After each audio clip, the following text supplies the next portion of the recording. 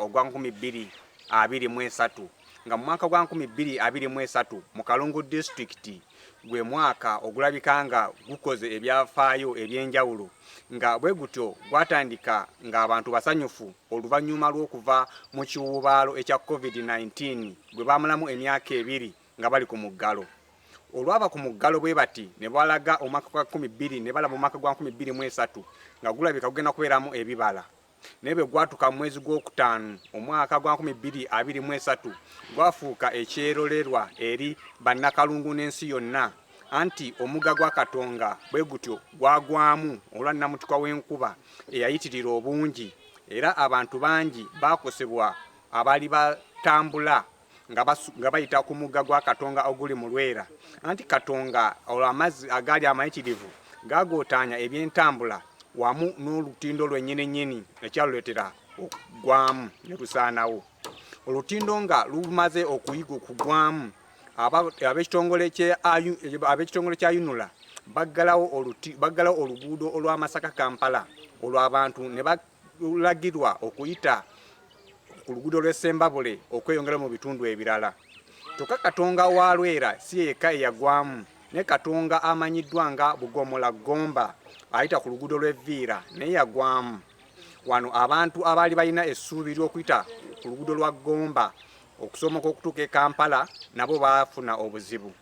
Abantu bangi bakozesa ebyentambula ey'enjawulo nga beeyambisa amaato okulaba nga basomoka okutuuka gye bali balaga nga beeyambisa olutindo lwa Katonga. Nga kino abamu kuba asangibwa nga batambulira oba nga beeyambisa amaato okusomoka okutuuka okweyongerayo ku nguudo ze baalimu. Mwe mwali ne minisita omubeezi ow'amazzi Asa Sekindi ng'ono y'omu ku basomoka mu lyato lino ne bata okugenda okweyongerayo okukola emirimu gya gavumenti egy'enjawulo nga yeeyambisa olutindo. Era n'asaba gavumenti mu budde obwo eyanguwe okukola olutindo lwa Katonga abantu basobole okuyisaako ebirime byabwe. Obusungu bwonna bwava wano, amaanyi gonna gaava wano. Kati ne bw'onookola eri wano nga tokozeewo ojja kuba oyozezza n'oyanika mu ttaka. Wano bwali lukyali lutyo olunaku lwa 3 omwezi gw'omukaaga nalwo ne lutuuka nga luno lwawa abajulizi abalamazi okuva mu bitundu bya Nkole n'okweyongerayo nga baafuna akaseera kazibu okusomoka okugenda e Kampala e Namugongo okututendereza abajulizi. Wano abalamazi ku lutindo lwa Katonga balwawo ekiseera anti nga balinda ekitongole kya Yunula kibakkirize. Ne lwali bwe lutyo ekitongole kya Yunula kyateekawo olutindo olw'ekiseera abalamazi kwe basobola okuyita, era abalamazi bwe baali bakayitako bwe bati batenda nnyo Katonda n'abajulizi okulaba nga basobose okuyita ku lutindo luno. Saawa zino tulina essanyu lya maanyi nga tumaze okusomoka omugga guno. Nga tugenze mu byobulamu era ensisi yagwira abatuuze b'omu Kalungu Town Council anti ku ddwaliro lya Kalungu Health Center 3 wano omukyala eyali agenzeeyo okuzaala nakazadde bw'atyo yagobwayo abasawo n'azaalira ku kkubo.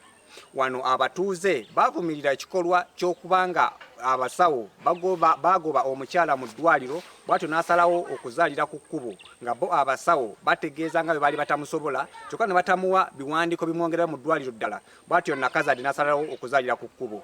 Kino kyatanula minisita omubeezi ow'amazzi n'obutonde bw'ensi Asa Sekindi okulumba abasawo bano ku ddwaliro lya Kalungu Health Center 3 okubabuuza bwe bwabadde okulaba nga bakkiriza omukyala nakazadde w'eggwanga bw'atyo n'azaalira ku kkubo. There and picture the woman, bring her back and give her assistance because your fear was that time of delivering. Betutyo omwaka gwa 2023 bye bimu ku bye tunokoleddeyo ebyali mu Kalungu district okutwalira awamu nga n'ebirala bingi ebyakola amawulire agawuniikiriza abantu mu Kalungu district olw'abantu abamu abatwalira amateeka mu ngalo obutakoma. Katusuubire omwaka gwa 2024 ku luno abatuuze ab'ebyokwerinda banaabaako kye bakola okulaba nga bakendeeza ebikangabwa n'ebintu eby'amaanyi ebituusibwa ku bantu mu disitulikiti y'e Kalungu. Nze Omulongo Kato Paulo ndi wano mu disitulikiti y'e Kalungu.